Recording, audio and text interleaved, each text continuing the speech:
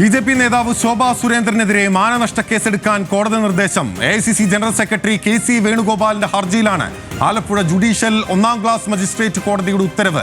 ലോക്സഭാ തെരഞ്ഞെടുപ്പ് കാലത്ത് അപകീർത്തികരമായ ആരോപണങ്ങൾ ഉന്നയിച്ചെന്നായിരുന്നു പരാതി.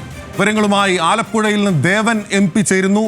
ദേവൻ, ലോക്സഭാ തെരഞ്ഞെടുപ്പ് മത്സര രംഗത്ത് രൂക്ഷമായ ആരോപണങ്ങളാണ് ശോഭ കെ.സി. വേണുഗോപാലിനെതിരെ ഉന്നയിച്ചിരുന്നത്. രാജസ്ഥാനിൽ ഉൾപ്പെടെ കെ.സിക്ക് അനധികൃത ഇടപാടുകൾ എന്നും ഉൾപ്പെടെയുള്ള ആരോപണങ്ങൾ ഉണ്ടായിരുന്നു. എന്തൊക്കെയാണ് കോടതി നടപടി?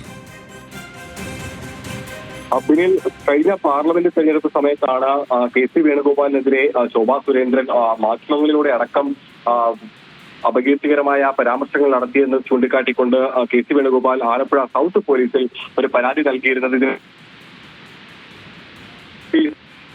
അയക്കുകയും ചെയ്തിരുന്നു.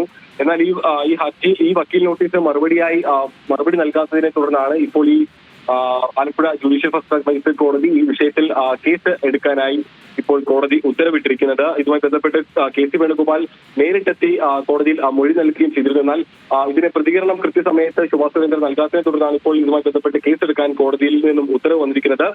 ഇനി ഇതിന്റെ തുടർ നടപടികളായി ആലപ്പുഴ സൗത്ത് പോലീസിൽ രജിസ്റ്റർ ചെയ്തിരിക്കുന്നതായി ആലപ്പുഴ സൗത്ത് പോലീസായിരിക്കും ഇത് സംബന്ധിച്ച തുടർ നടപടികൾ ഉണ്ടാവുക.